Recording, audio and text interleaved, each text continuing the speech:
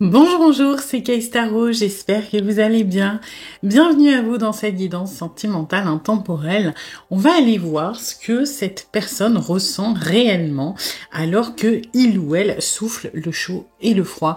Donc voilà, si vous avez des comportements un pas en avant, trois pas en arrière, cette guidance est pour vous et on va essayer de comprendre pourquoi. Alors, pour vous aider à choisir, j'ai pris des cartes de l'oracle à haute vibration. On a en premier sous la lumière, en deuxième remise à zéro, en troisième ouverture du cœur. Vous prenez le tas qui vous appelle le plus et s'il y en a plusieurs, eh bien vous pouvez aller les voir parce qu'il y a peut-être des messages à recevoir. Je vous laisse choisir et je vous dis à tout de suite pour votre guidance. Aujourd'hui, cette vidéo est en partenariat avec Présage, la première application de voyance française créée en 2016. Donc Présage, c'est une petite équipe d'une dizaine de voyants qui sont triés sur le volet et qui vont répondre à toutes vos questions. Les réponses sont toujours de vive voix et sous 24 heures. Et puis en plus, vous gardez l'historique de vos échanges. Vous pouvez aussi demander des consultations au téléphone ou en visio avec le voyant de votre choix. Et ce dernier vous rappellera dans l'heure. Voilà. Enfin, sachez qu'en cliquant sur le lien et en téléchargeant l'application, vous soutenez directement la chaîne et mon travail. Bienvenue à vous qui avez choisi le premier tas. Alors, on va aller voir les énergies de la relation pour voir si ça résonne. Si ce n'est pas le cas, c'est peut-être que ce tas n'est pas pour vous. Et dans ce cas-là, vous pouvez aller en voir un autre. Et puis, c'est une guidance générale. Donc, vous prenez ce qui résonne, vous laissez le reste de côté. Et puis, si vous voulez approfondir, je propose des guidances privées, soit sur l'application Présage qui est partenaire de cette vidéo, où je vous rappelle dans l'heure, soit via mon adresse mail. Et vous avez toutes les infos en barre de description. Alors,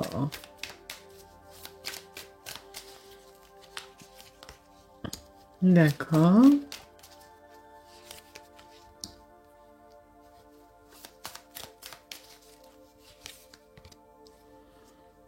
Ok.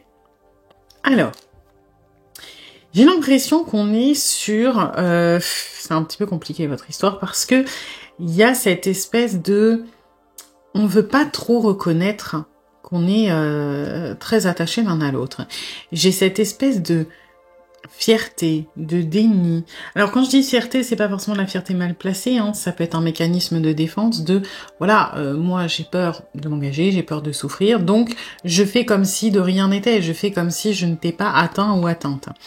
Et c'est un petit peu ça, surtout pour la personne à qui vous pensez, qui est un petit peu dans cette fuite de non, tout va bien, je vais bien, je n'ai pas besoin. Il y a un côté très indifférent, mais qui n'est pour moi qu'une apparence. Voilà, il y a ce truc... alors, peu importe à quel stade vous en êtes, peu importe dans quel type de relation on est, moi ce que j'ai c'est que c'est une personne qui tient à vous, mais qui a peut-être du mal à le dire, à le reconnaître, à l'exprimer, et qui va faire le côté un petit peu je m'en foutiste, hein. C'est ce truc de oui mais non, c'est pas vraiment ça, c'est pas ce que tu crois, moi tout va bien, je ne suis pas intéressée, etc. Vous avez aussi peur de vous lier visiblement à cette personne, mais du coup vous allez partir là où on a un peu d'indifférence, vous allez essayer de créer du lien. Parce que c'est ça qui vous sécurise. Donc, peu importe si on parle de sentimental ou d'amical, vous allez essayer d'aller chercher de la profondeur. Quitte à rentrer un petit peu dans la friend zone du moment qu'il y a un lien, du moment qu'il y a un investissement du côté de l'autre ou de votre côté, c'est ce qui est important pour vous. Et ce qui est un petit peu bizarre dans votre relation, c'est que j'ai l'impression qu'on fonctionne un peu sur les mêmes peurs, mais avec des attitudes différentes. En gros, vous avez tous les deux peur de vous attacher. Là, on est sur quelqu'un qui, du coup, va fuir. Et vous êtes sur, moi, je veux m'investir. Donc, plus vous allez vous investir, plus cette personne va fuir, plus cette personne va fuir, plus vous allez essayer de vous investir. Et donc, on arrive dans cette espèce d'énergie où c'est un petit peu chaotique parce que vous traitez tous les deux trop d'informations et vous arrivez à vous embrouiller. Pas vous embrouiller, vous disputer, vous embrouiller l'esprit. Vous voyez, je le sens pas spécialement bien aspecté, j'ai pas... cette énergie, normalement, elle peut parler de prise de hauteur, elle peut parler de départ aussi, hein, c'est pas incohérent. Mais là, moi, ce que j'ai, c'est... vous voyez, on est là-haut, et au lieu de mieux voir, limite, on est tellement concentré par tous les petits détails que ça devient cafouillage. Bah, c'est un petit peu ça. Parce que vous avez tous les deux tellement un petit peu peur de ce qui pourrait se passer si vous êtes vulnérable que vous allez relever n'importe quel petit détail du comportement de l'autre et j'ai l'impression que vous allez un petit peu l'interpréter chacun de votre côté dans le sens qui vous arrange. Voilà, donc on est d'une certaine manière sur deux caractères un petit peu hésitants. Là, dans une fuite, vous, dans le « je veux créer vraiment un truc intense et si ça ne marche pas, je suis prêt à saboter », enfin saboter ou à mettre un terme, etc. C'est peut-être d'ailleurs des cycles qu'il y a eu, hein, la personne qui se rapproche, vous qui vous laissez aller et dès que vous sentez un petit peu de cette tendance à fuir, bam, vous mettez un terme ou vous prenez des distances très brusquement parce que vous n'êtes pas du genre à courir après. Vous avez trop peur d'être laissé derrière, etc. Donc voilà, ouais. En tout cas, on est sur un truc bien cyclique, chaud, froid, avance, recul, etc. Mais des deux côtés, hein. Ok. Et ben on va aller voir ce que cette personne ressent pour vous. On est dans cette énergie de fuite. Hein. Là, on est dans ce truc de voilà, je préfère quelque part peut-être renoncer, tourner le dos, laisser ça derrière moi, parce que est-ce que c'est pas en train de m'handicaper quelque part? Est-ce que c'est pas j'ai pas quelqu'un qui est quand même très très motivé. Hein. Le 8 de coupe, alors ça dépend comment on reçoit les énergies, mais moi je trouve que régulièrement il y a toujours un arrière-goût amer. Vous voyez, on tourne le dos à quelque chose, mais c'est pas à la limite, c'est ce qui fait la nuance avec le 4 d'épée. Le 6 d'épée, qu'est-ce que je raconte moi j'ai un trou de mémoire. Oh là là, pas bien. Vous savez, si c'est le 6 d'épée ou on est sur le bateau? Ouais, je sais plus, j'ai un trou. Bref, cette énergie-là, c'est peut-être le 4. Bref, où on part d'un endroit, on va dire, qui est assez négatif, qui est assez dense, qui peut être problématique et on est dans cette énergie, c'est pas vraiment de fuite mais on avance vers un rivage qui est plus clément, qui est c'est un petit peu dans l'énergie vous savez les pionniers qui arrivaient en Amérique avec le rêve américain quoi. On laisse la misère derrière soi et on essaie de partir sur un nouvel horizon où tout est possible, où ça sera plus apaisé, etc. Alors que le 8 de coupe, il a ce truc un petit peu de je tourne le dos, je dis au revoir, c'est mieux pour moi mais il y a cette amertume. Vous voyez, peut-être comme, par exemple, moi je sais pas, au niveau des énergies, ça me fait penser à, par exemple, un enfant qui pourrait être un peu maltraité et qui, à l'adolescence, va tourner le dos à sa famille. Bah oui, c'est mieux pour lui, mais il y a quand même ce goût amer de, putain, c'est ma famille, quoi. Mais c'est mieux pour moi. Et là, c'est un peu ça, c'est qu'on se dit que c'est peut-être mieux pour nous. Et alors là, c'est subjectif, je suis pas tout à fait d'accord, mais et on a cette envie de tourner le dos et de se dire que c'est mieux comme ça, mais on n'est pas vraiment convaincu là, en l'occurrence. Hein. Ok, qu'est-ce qu'on a d'autre?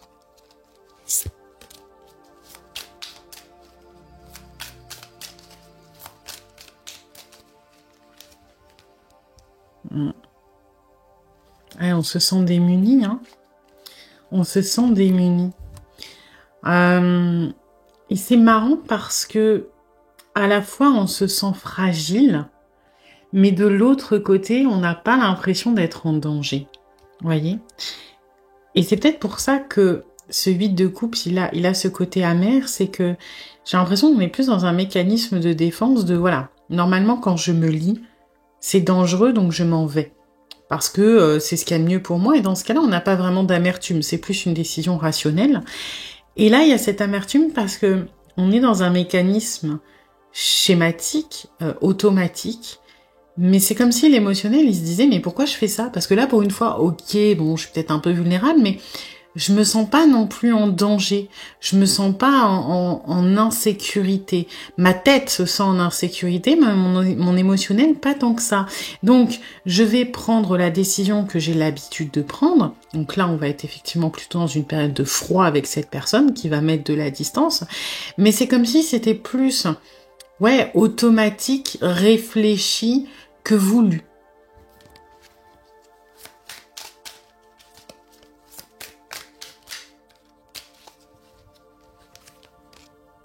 Mm. C'est comme si on se disait que de mettre un petit peu de distance quelque part, on allait y voir plus clair et on allait peut-être affaiblir le lien, les sentiments et donc potentiellement se sentir plus rassuré au niveau du mental. Parce qu'encore une fois, hein, l'émotionnel, pour moi, il est pas... Ça va, quoi. On n'est pas non plus en PLS, hein. On est anormalement en sécurité. Vous voyez, c'est comme si on avait l'habitude d'être tout le temps en danger dans les relations sentimentales. Et avec vous, on se sent bien, mais notre réflexe de se dire normalement je me sens pas bien, bah je vais continuer comme ça parce que jusqu'à maintenant ça m'a sauvé. Donc bah je vais faire comme d'habitude. Je vais essayer de mettre de la distance. Je vais essayer je veux surtout pas, je veux surtout pas tomber dans la dépendance affective. Je veux surtout pas être dépendant de cette personne, de mes sentiments pour lui ou pour elle. Donc, je préfère m'éloigner, je préfère prendre du recul. Mais on n'est pas... vous voyez, on passe d'un 8 de coupe à un ermite, ce qui est pas tout à fait la même chose. Le 8 de coupe, il y a un caractère, on essaie de fermer un livre, on essaie de tourner une page, mais comme on le fait à contre-cœur, comme on le fait plutôt à cause de notre mental, on n'a pas envie d'aller jusqu'au bout. On veut juste s'éloigner un petit peu. C'est pour ça qu'on entre dans ces énergies de l'ermite, faire le point, se dire que tout va bien, on est bien tout seul, on n'a pas besoin de vous. Et puis finalement, bah, une fois qu'on va réussir à se convaincre que ça va, on va revenir. Parce que on n'est pas dans ce truc définitif.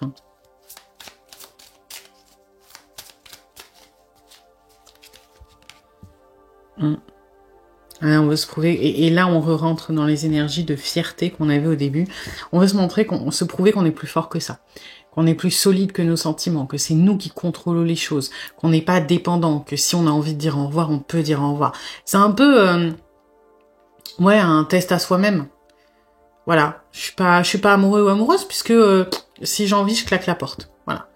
Et puis, on se prouve qu'on peut tourner le dos, qu'on peut mettre de la distance, on se blinde en mode voilà, ça me fait pas si mal, je suis un guerrier ou une guerrière, j'ai l'ascendant et je vais pas souffrir.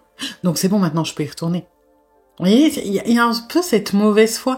Par exemple, c'est comme si vous disiez voilà, je veux perdre tant de kilos, de toute façon, je vais y arriver. Et pour me le prouver, pendant une semaine, je vais bouffer que du céleri. Et puis vous allez tenir, puis au bout d'une semaine, vous allez, voilà, je l'ai fait une semaine, je l'ai fait les doigts dans le nez. Donc maintenant, si j'ai envie de me taper un énorme cheeseburger, je peux. Pourquoi ? Parce que je sais que quand j'aurai décidé j'aurai pas de souci à le faire. Mais la réalité, c'est qu'on n'a pas envie de faire le régime. Et la réalité, c'est qu'on n'a pas envie de tourner le dos à vous. Donc on se fait des petits tests comme ça.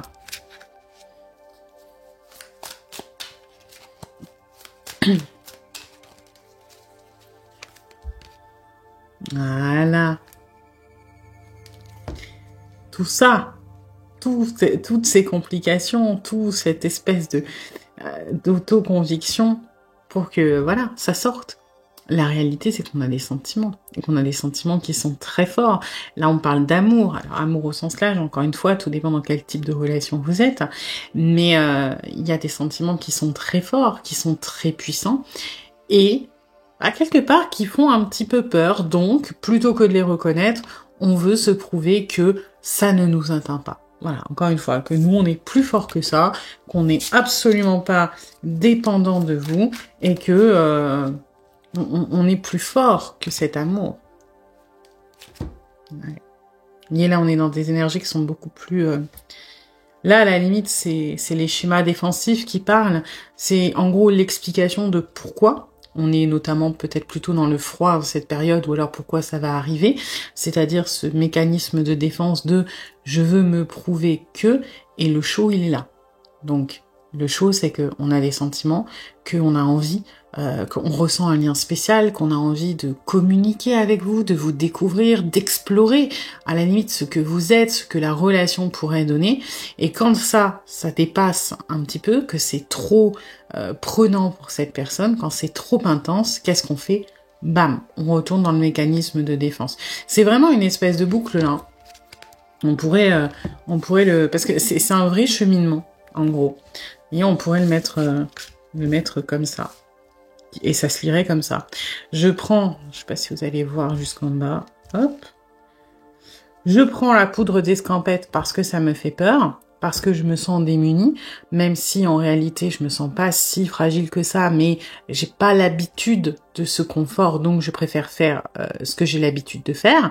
Une fois que je me suis isolée, que j'ai fait le petit tour dans ma tête, que je me rends compte que finalement ça va, que j'ai l'ascendant sur mes sentiments, que j'ai réussi mon petit test, que j'ai pas souffert, que j'étais pas en manque, que j'étais pas en dépendance, parce que je me suis blindée hein, aussi, et que je me sens solide, qu'est-ce que je fais? Je reviens.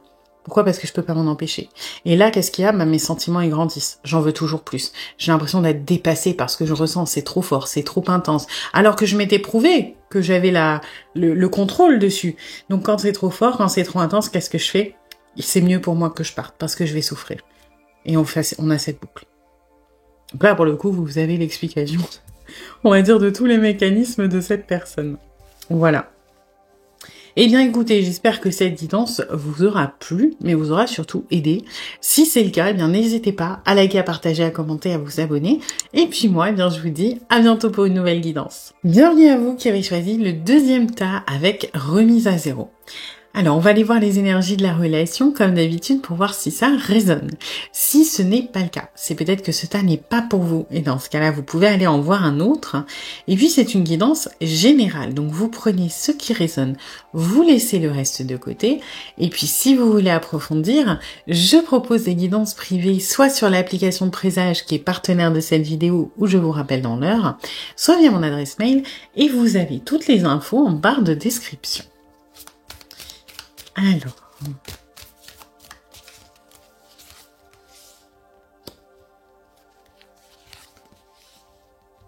ok.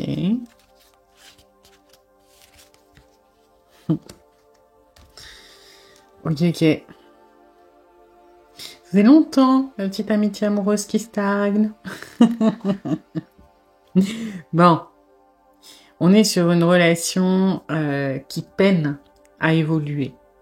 Pour moi, la personne à qui vous pensez, elle est tellement rassurée dans ce que vous connaissez tous les deux, dans ce cadre, ce qui peut expliquer aussi pourquoi il y a des chauds-froids. Hein, parce que là, on est sur quelqu'un qui est en sécurité. Donc, pour beaucoup, là, c'est une amitié amoureuse. Ça peut être aussi genre, on se fréquente, mais on n'a pas encore le mot en couple, vous voyez, et on n'arrive pas à basculer. En tout cas, c'est une relation qui est en train de stagner et vous voulez évoluer vers une étape. Vous faites preuve quand même de pas mal d'originalité, mais vous avez essayé. Hein. Vous avez vraiment essayé. Alors, ça veut pas dire que vous avez abandonné, mais c'est comme si vous vous étiez rendu compte que quelque part, vous pouviez pas faire avancer les choses si l'autre ne le souhaitait pas. Que aujourd'hui vous étiez un petit peu, je sais pas pourquoi, je ressens un peu les énergies là du 4 d'épée. Donc tout à l'heure c'était le 6, si vous avez regardé le numéro 1. Vous savez ce truc de j'ai l'impression d'être à l'arrêt, d'être au repos. Pourquoi? Parce que ça ne dépend pas de moi. Parce que moi je peux pas faire grand chose. Donc voilà, j'attends que c'est l'autre qui a le pouvoir entre ses mains, c'est l'autre qui a le pouvoir de décision, de faire bouger. Pourquoi? Parce que moi j'ai déjà dit, hein, de toute façon, ou alors j'ai déjà ouvert les portes, j'ai déjà fait des appels de phare, et ça ne fonctionne pas. Et donc aujourd'hui vous êtes un peu dans la patience, quoi. Hein. De toute façon, c'est comme ça. Alors, ça n'empêche pas que vous vous torturez pas mal l'esprit quand même, que vous êtes en réflexion sur la relation. Et moi, j'ai cette énergie de stagnation, de pause, de réflexion. Pourquoi? Parce que l'autre a vraiment peur de perdre ce qu'il y a entre vous. L'autre, il ou elle est sécurisé par ce que vous partagez. Il y a une certaine routine, il y a un quotidien, il y a un cadre, il y a quelque chose qui est rassurant. Et le fait de changer ça, de passer à une autre étape, on a peur de perdre ce repère qui est si important pour nous. ce qui est un peu bête parce que pour le coup, vous avez déjà envoyé tous les signaux que c'est ce que vous vouliez. Mais bon, voilà, peut-être peur que... c'est pas tant peur que vous refusiez, par exemple, hein, c'est pas peur de se prendre un râteau, c'est plutôt peur que les choses puissent mal évoluer. Il y a cette volonté de rester dans la stagnation, dans l'immuable, parce que là, on n'est pas trop mal, quoi. Même si on réfléchit de plus en plus, on médite sur la chose, hein, j'ai l'impression. Ok. Alors. Donc oui, les chaud-froid entre ce que veut le cœur, c'est-à-dire avancer, et puis la sécurité de oulala, on risque de perdre, donc on ralentit. Alors.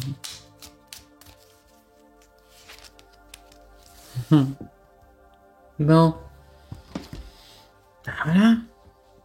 Vous êtes la personne parfaite. On sait, et c'est bizarre parce que vous allez me dire, ben, quand on sait qu'on a trouvé la personne parfaite, on n'a pas envie de passer à côté. Donc, il faut se lancer. Mais dans l'esprit de cette personne, vous êtes la personne parfaite, certes. On ne trouvera jamais mieux que vous, hein, sur le plan sentimental, etc. Mais le plus important, c'est que vous restiez à nos côtés. Et la place que vous avez aujourd'hui, quelque part, elle nous convient. Parce que à prendre trop de risques, c'est une énergie qui sort pas souvent dans le 9 de coupe, mais à faire ce que l'on veut, parfois il faut être capable d'assumer les conséquences. Vous voyez ? Par exemple, le chat, là, il est content, hein, il a bouffé le piou-piou. Par contre, s'il y a un piou-piou dans une cage, il y a de fortes chances qu'il appartienne à quelqu'un. Il y a de fortes chances que ce soit aussi son maître ou sa maîtresse. Quand plutôt, parce que je pense que la personne va s'en rendre compte que le chat a boulotté le piou-piou, il y a de fortes chances que le chat, il se fasse engueuler. Et c'est quelque chose qu'on oublie parfois avec le 9 de coupe, c'est que quand on souhaite quelque chose de très très fort, c'est bien de se donner les moyens, etc. Mais parfois, il y a des conséquences qui découlent directement de ce vœu et de ce choix. Et là, c'est un peu ce que l'on ressent pour vous. C'est-à-dire qu'on se dit, ouais, je pourrais boulotter le piou-piou, mais moi, j'ai peur des conséquences. Donc, quelque part, je préfère renoncer à mon rêve. Je préfère le laisser dans la cage. Et vous, on va pas dire qu'on va vous boulotter, hein, même si vous avez peut-être envie de vous faire croquer, mais c'est une autre histoire. Mais les conséquences, c'est de se dire que si ça se passe mal, si au bout d'un moment vous êtes amené à vous séparer, alors on aura tout perdu. Que de vous regarder de loin, et là on est un peu dans... Moi je dis tout le temps le truc de Schrödinger, parce que j'aime bien ce truc. Je trouve que c'est assez représentatif. Tant qu'on ne passe pas à la matérialisation, tant qu'on ne fait pas les choses, quelque part elles ne peuvent pas échouer. Si, par exemple, si vous avez un crush sur une star de cinéma, vous pouvez vous faire le film dans la tête de toutes les manières possibles, ça se terminera toujours bien. Pourquoi ? Parce que c'est un fantasme. Parce que il n'y a pas ce risque de la réalité. Alors que si vous allez aborder cette personne, que vous lui dites, je suis amoureux ou amoureuse, etc. Alors, oui, il y a un monde où la personne, il y a un coup de foudre réciproque et vous sortez avec, on est d'accord. Mais il y a un monde où la personne, elle vous dit, mais t'es qui ? Puis je m'en fous. Et là, en fait, votre rêve, il est foutu. Parce qu'on peut même plus fantasmer dessus. Pourquoi ? Parce que la réalité, elle prend le pas. Et c'est un peu ce que cette personne ressent. Vous êtes la personne parfaite. On sait qu'il y aura jamais personne d'autre comme vous. C'est clair. Mais du coup, le risque, il est d'autant plus important. Parce que si on vous perd, on n'aura plus jamais cette opportunité. Tant qu'on ne la saisit pas, cette opportunité, elle existe. Et on n'est pas prêt à assumer les conséquences. Ok. Alors là, on est quand même visiblement, depuis un moment, un petit peu plus dans le show. Parce qu'on aimerait ne pas se prendre la tête. On aimerait, à l'image du cavalier de bâton, se dire « YOLO, je m'en fous, je fais ce que je veux. » Pourquoi ? Parce que j'ai envie, parce que ça m'anime. De plus en plus, j'ai l'impression que la raison perd un peu de son poids. Voyez, elle perd de son importance. On est un peu plus dans l'émotionnel. Mais alors, je pense que du coup, dans votre relation, ça se traduit par quelque chose de beaucoup plus chaotique. C'est-à-dire qu'avant, c'était peut-être un petit peu régulier parce que on arrivait à être aligné entre, voilà, oui, j'ai envie, mais c'est plus raisonnable de... Donc, on était un peu plus mesuré, donc moins extrême. Aujourd'hui, on a quand même un cavalier de bâton. Hein. Donc, c'est-à-dire que c'est YOLO, des fois, on a vraiment envie de se laisser tenter. On doit vous faire du rentre-dedans ou faire des pas en avant. Et après, on a le contre-coup qui tape et du coup, bah, les pas en arrière sont d'autant plus énervés peut-être. Hein. Ouais.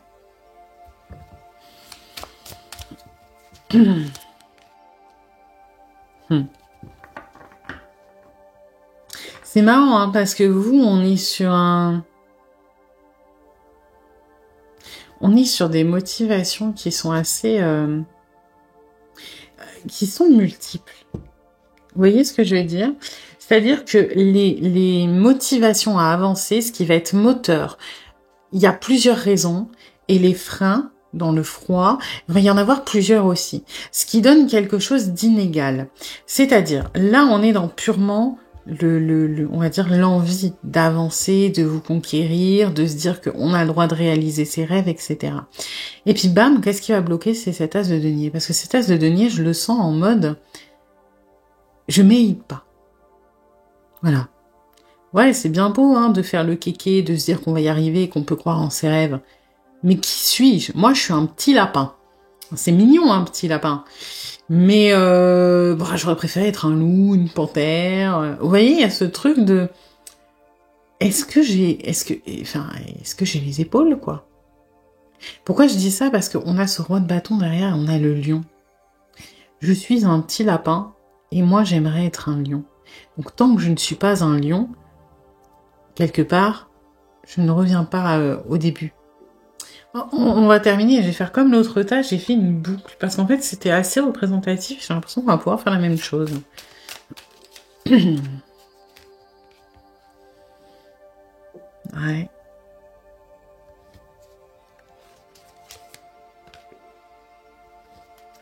On a quand même beaucoup de sentiments pour vous.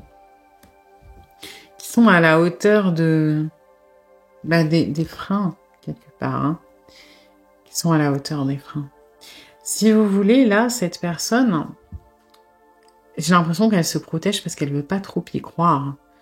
Elle veut pas trop y croire. Alors, et c'est là où je vous dis que c'est bizarre parce que les motivations, pour moi, vraiment la motivation première qui fait qu'on n'arrive pas à passer cette étape, à se lancer, c'est la peur des conséquences. C'est la peur que ça échappe à notre contrôle. C'est la peur de... Le cavalier de bâton, il a aussi ces énergies-là, hein, quelque part. C'est ce qu'on peut lui reprocher, ce côté tête brûlée qui... Moi j'adore l'image du mec qui a un bâton enflammé au milieu de la forêt et il s'en fout et il allume tous les arbres. Bah c'est cool, mais il va provoquer un incendie de forêt. C'est un peu ça. C'est que on est dans ce truc de, des fois j'aimerais être dans cette énergie du cavalier de bâton, j'aimerais me dire que je m'en fous et que si je veux je fais, mais je peux pas m'empêcher de me dire que j'ai pas envie de ressembler à ça parce que les dégâts, les conséquences vont être tellement forte que je peux pas me le permettre. Donc là, c'est quand même des gros freins. Et puis ensuite, on se dit, bon, ok, maintenant j'ai envie de saisir l'opportunité, mais est-ce que j'ai les épaules? Est-ce que ça va le faire? Est-ce que je peux tenir sur la distance? Parce que finalement, moi, j'ai envie d'essayer, mais je ne me sens pas capable. Je ne me sens pas capable d'être sûre aujourd'hui de ma décision et donc de m'engager jusqu'au bout. D'assumer jusqu'au bout. Encore une fois, d'assumer toutes les conséquences.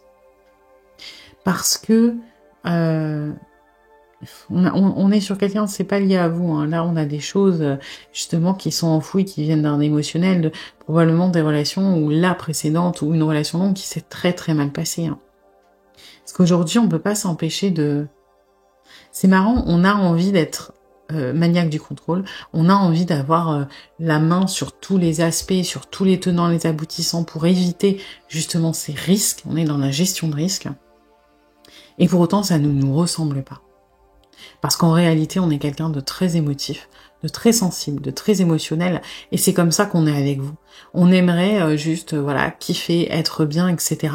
Mais on a ce truc qui nous ronge, et qui fait que on devient un peu égocentrique aussi. Il y a beaucoup de choses qui se mélangent. Hein.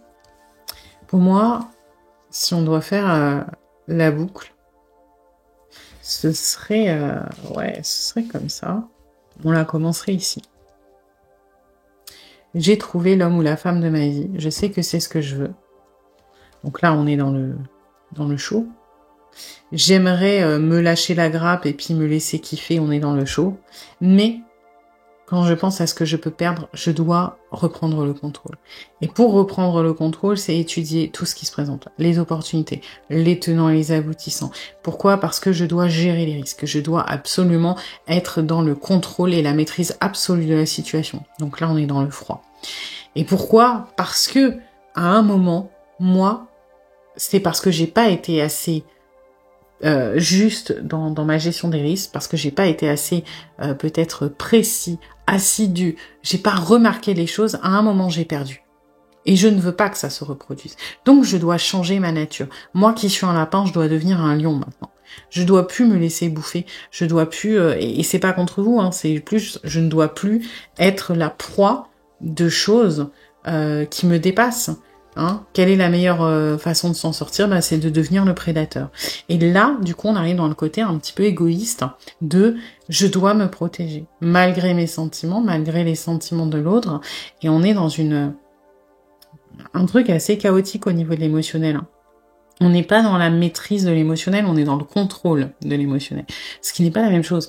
La maîtrise, c'est on accueille les choses et on les gère correctement. Le contrôle, ça va être on choisit les émotions qu'on veut et les autres on les enferme, parce qu'il y a quand même des choses qui sont enfermées, ou alors on gère les facteurs extérieurs pour que ça aille dans notre sens.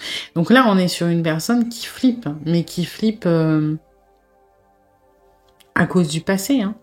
Mais qui est très très très très très attaché à vous. Voilà.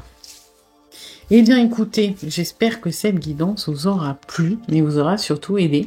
Si c'est le cas, eh bien n'hésitez pas à liker, à partager, à commenter, à vous abonner. Et puis moi, eh bien je vous dis à bientôt pour une nouvelle guidance. Bienvenue à vous qui avez choisi le 3e tas avec ouverture du cœur. Alors, on va aller voir les énergies de la relation comme d'habitude pour voir si ça résonne. Si ce n'est pas le cas, c'est peut-être que ce tas n'est pas pour vous. Et dans ce cas-là, vous pouvez aller en voir un autre. Gardez en tête que c'est une guidance générale. Donc, vous prenez ce qui résonne et vous laissez le reste de côté. Et puis, si vous voulez approfondir, je propose des guidances privées, soit sur l'application Présage qui est partenaire de cette vidéo où je vous rappelle dans l'heure, soit via mon adresse mail et vous avez toutes les infos en barre de description. Alors,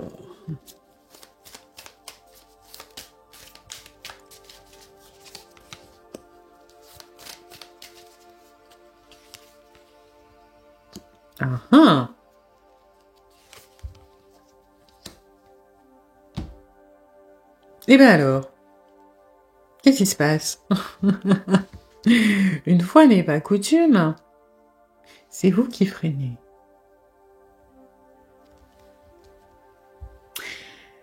Bon, après, en soi, vous vous adaptez. Alors, là, on est sur du chaud-froid dans votre relation en miroir.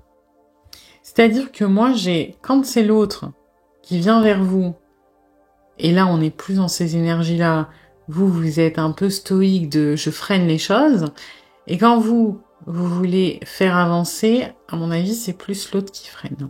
Je me demande si vous avez peut-être pas été meneur, d'ailleurs, en premier.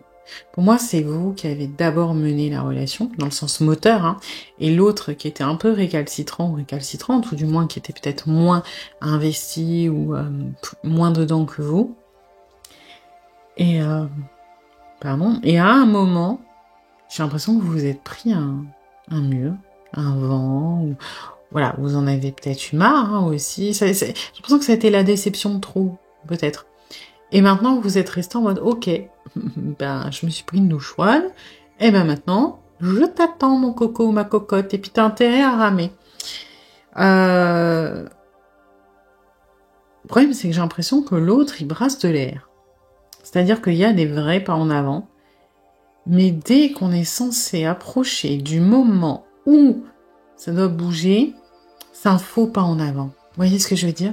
C'est comme si... Vous voyez, il y a ce truc qu'on a tendance à faire, et on s'en rend peut-être pas forcément compte, c'est de donner à l'autre quelque chose par anticipation pour ne pas qu'on nous demande quelque chose qu'on ne veut pas faire. Par exemple, vous avez quelqu'un qui va vous demander un service et vous avez vraiment pas envie de faire ce service. Donc qu'est-ce que vous allez faire? Vous allez en rendre un autre. En mode, voilà, c'est bon, je t'ai rendu service, tu me demandes plus. Vous voyez, on a cette tendance à faire ça, hein. C'est une sorte de manipulation, après c'est généralement inconscient. Il y a ceux qui vont le faire par anticipation, de oulala, je sens qu'on va me demander de l'aide pour le déménagement, et ben je vais prévoir le coup, je vais rendre service avant pour un truc moins chiant, et comme ça on viendra pas m'emmerder. Et il y a ceux qui le font plutôt par culpabilité, de bah je suis désolée, je ne peux pas t'aider pour le déménagement, mais tiens, je te file du fric si tu veux, comme ça tu te loues un camion, vous voyez. Et c'est un faux échange, hein, généralement. Et là, moi, j'ai ce truc-là de... bah, par exemple, je sais pas, j'ai pas envie qu'on passe à l'étape supérieure, mettons, de s'engager. Alors, qu'est-ce que je vais faire? Bah, du coup, pour te donner l'illusion que j'avance quand même, je vais augmenter mon nombre de textos. Je vais augmenter mon nombre d'appels. Je vais proposer qu'on se voit plus souvent. Vous voyez, on va lâcher du terrain sur les choses qui nous intéressent et qu'on est capable de donner pour pouvoir se permettre de rester un peu intransigeant sur les choses qui nous embêtent. Moi, j'ai ce truc-là. Ce qui fait qu'on peut avoir un décalage, effectivement, d'avoir des gros pas en avant. Je suis désolée. Je suis fatiguée.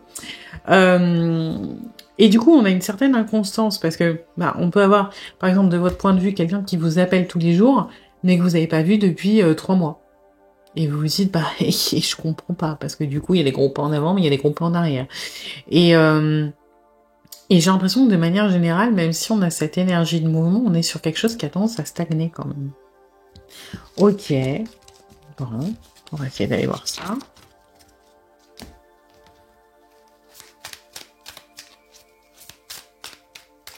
Alors. Ouais. Ça va avec l'énergie qu'on a au début, hein. Celle-ci.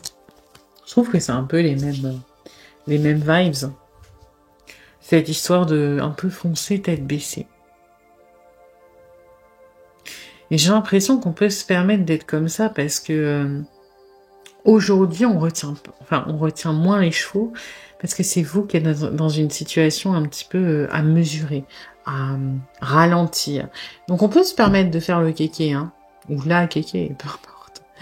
J'ai ce truc de... on a limite envie de vous titiller, d'y aller. Là, on est dans le show, hein, en ce moment, hein, dans votre relation, on est plutôt dans les pas en avant, parce que vous permettez de faire le tampon.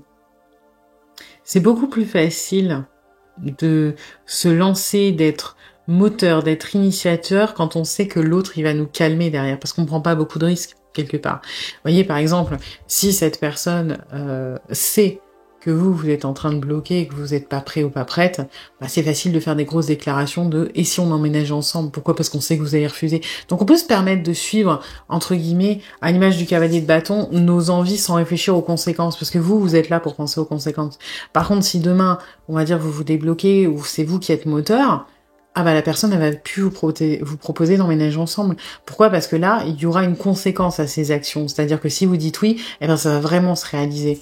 Et là, on est un petit peu dans le je me permets de faire un peu ce que je veux et de pas réfléchir. Pourquoi? Parce que je sais qu'on va me cadrer derrière. Décidément.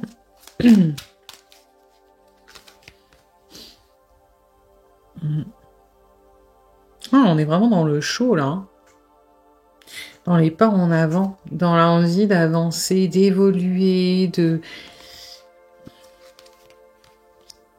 Ouais, là, on veut que ça s'accélère. J'ai l'impression que vous êtes pris une... Je sais pas, peut-être une désillusion, parce que vous êtes dans ces énergies d'abri, en fait. Vous voyez, ça représente l'abri, la protection, le refuge.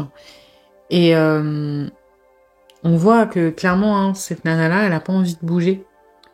Il fait froid, elle a son petit feu. Alors, elle l'a monté toute seule, l'abri, hein, mais c'est pas pour rien. Elle en a peut-être chié avant d'arriver là. Mais elle a pas envie de prendre des risques. Elle a pas envie de bouger de là, en fait. Elle a trouvé sa sécurité. Et elle est méfiante quand même, hein. On voit, il y a des gens en arrière-plan. Pourquoi elle est toute seule? Pourquoi elle va pas avec les autres là-bas? Ce serait mieux. Mais il y a ce truc de... Je ne fais pas confiance aux autres. Je sais pas, vous allez voir d'ailleurs les silhouettes, mais... En arrière-plan... Hop. C'est mieux. On voit qu'il y a des petites silhouettes. Hein.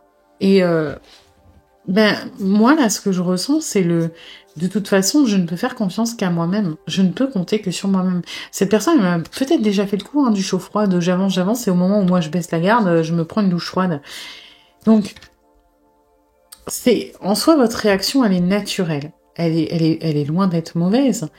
Mais du coup, ça encourage cette personne dans les chauds. Vous voyez? Et plus il ou elle va faire des dépendamment, plus vous allez vous dire, ok, bon, bah, cette fois, il ou elle a l'air vraiment motivé.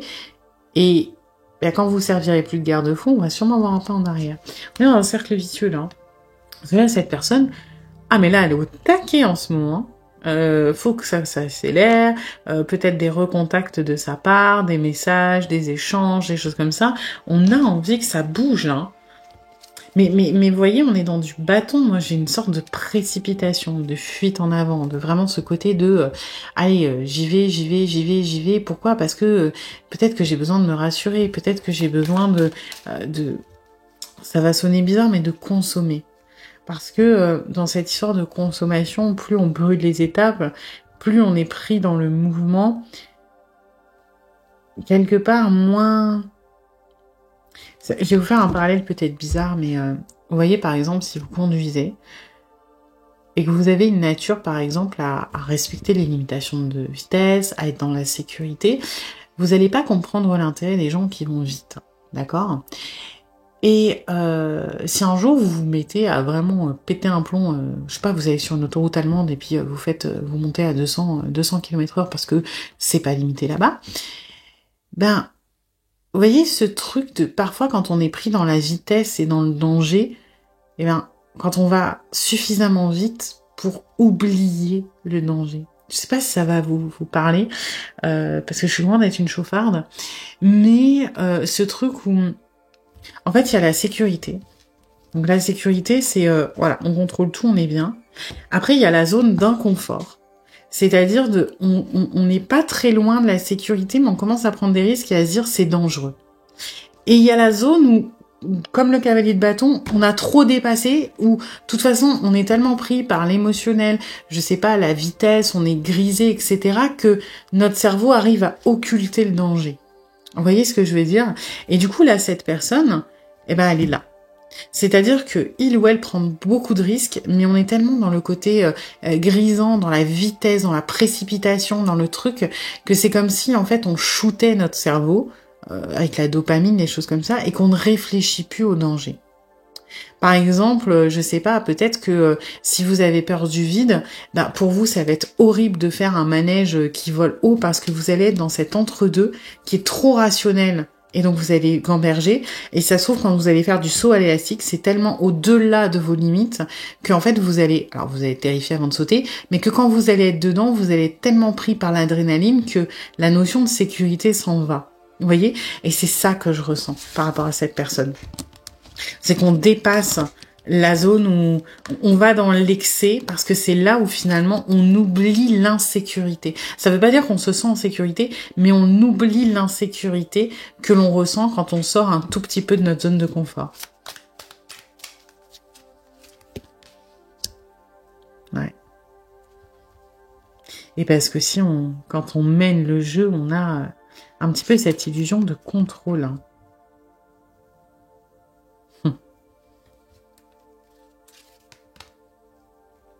Ok. Bon, on va faire la roue comme on a fait pour les autres. Alors vous, à la limite, ça commencerait là, je pense. Après, on aurait ça comme ça. Ouais. Pour moi, ça serait comme ça pour vous. Parce qu'on commence par le positif, hein. En soi, c'est dans le même ordre. Donc, on se dit... on va commencer par le haut plutôt. On se dit que... donc on arrive dans cette zone un petit peu où on oublie la sécurité. On se dit c'est bon, là moi je peux lâcher les chevaux parce que de toute façon il ou elle va me retenir. Donc on y va.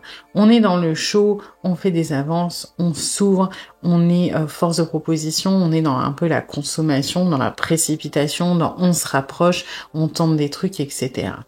Et puis à un moment, on va se rendre compte que, et c'est là où on arrive un petit peu dans le frein, on va se rendre compte que quand on fait ça, c'est bien parce qu'on a l'impression de contrôler les choses, mais qu'au final, on est en train un petit peu de se prendre le revers de la médaille. C'est-à-dire que on va avoir des conséquences, mais qui vont être indirectes. Typiquement, si on reprend l'exemple de la voiture que vous tracez sur l'autoroute et que vous oubliez, on va dire, la sécurité parce que vous êtes grisé par les endorphines, la dopamine, l'adrénaline, etc. Il va arriver un moment où quand même il va y avoir la réalité des choses. Soit vous allez avoir quelqu'un qui va arriver sur votre voie et vous allez devoir soit faire des appels de phare, soit ralentir, soit machin, sans que ce soit dangereux, hein. On n'est pas dans le retour brusque à la réalité. Soit vous allez regarder votre jauge d'essence et vous allez dire « Ouh là là, ça me coûte un bras, donc il faudrait que je ralentisse ». Vous voyez? Bon, là, je parle pas il y a un camion qui déboîte et puis vous dites « Oh mon Dieu, qu'est-ce que j'ai fait? C'était des conneries ». On parle de réalité ou de conséquences, mais qui sont pas effrayantes. Vous voyez? Plutôt ça fait chier parce que ça m'interrompt dans mon mouvement. Et là, c'est quand vous allez mettre des stops. C'est-à-dire qu'au début, c'est positif pour cette personne, parce que du coup, ça encourage ce truc de sécurité. De toute façon, je peux y aller puisque il ou elle va m'arrêter avant que je fasse une connerie. Et à un moment, vos refus ou votre manière de vous protéger, ça va devenir une contrainte. Ça va être, bah oui, mais du coup, est-ce que j'ai vraiment le contrôle? Est-ce que vraiment je suis en train de faire ce que je veux? Parce que j'ai envie de me prouver que je peux me laisser aller, etc. Mais finalement, je ne maîtrise absolument rien parce que c'est pas moi qui est la finalité, c'est lui ou elle. Et donc, je me retrouve dans une impasse. Parce que, ça n'évolue pas. Alors, je dis pas que j'aimerais que ça évolue, mais j'aimerais voir que ce que je fais, ça fonctionne. Donc, ça n'évolue pas, la personne ne se débloque pas. Moi, j'ai l'impression que si ça continue, je vais aller la tête dans le mur, ou alors que c'est moins rentable que ce que je pensais, ou alors je commence à me lasser. Et du coup, je me trouve un petit peu piégée là-dedans. Donc, qu'est-ce que je fais? Je préfère mettre les voiles. En gros. En fait, c'est comme si on s'auto-consumait. On part, vous imaginez, c'est vraiment un feu de paille, quoi. On part très fort, et après, il y a la réalité, c'est qu'il n'y a plus de carburant en dessous, donc au bout d'un moment, on peut plus rien faire, on est bloqué, donc qu'est-ce qu'on fait? On met les voiles. Mais, et c'est là où c'est un petit peu traître, c'est que cette personne se bloque dans l'effroi parce que il ou elle se rend compte, par exemple, que il ou elle ne maîtrise pas la situation et qu'il n'y a pas de... que c'est basé un petit peu sur pas grand-chose. Mais d'un autre côté, si vous rentrez dans son jeu, là, on va retomber dans les mêmes énergies, on va se sentir piégé. On va se dire, merde, qu'est-ce qui se passe? Ça ne dépend pas de moi. En gros, c'est une personne qui veut faire le travail tout seul, qui veut être aux commandes, mais qui se rend compte que on est sur un tandem et qu'en fait on peut pas avancer sans l'autre. Et quand on réalise l'impact de l'autre, c'est-à-dire que soit l'autre, il commence à pédaler et que ça va plus vite que ce qu'on veut, on se freine et on se braque. Soit si on se rend compte que l'autre il pédale pas et qu'on fait tout le boulot tout seul, on se freine et on se braque. On essaie de régler seul quelque chose qui se règle à deux. Et c'est pour ça qu'il y a cette histoire de chaud et froid. Après, on est sur quelqu'un qui est quand même assez évitant au niveau de ses sentiments. Hein. Pour moi, parce que le but c'est de savoir ce qu'il ou elle ressent, pour moi c'est une personne qui est attachée, mais qui encore une fois, on est dans le jeu. Donc on se concentre pas beaucoup sur ce que l'on ressent pour vous. On essaie de traiter factuellement la situation. Ce qui est pas forcément la bonne méthode pour le coup. Voilà. Eh bien écoutez, j'espère que cette guidance vous aura plu, mais vous aura surtout aidé. Si c'est le cas, n'hésitez pas à liker, à partager, à commenter, à vous abonner. Et puis moi, je vous dis à bientôt pour une nouvelle guidance.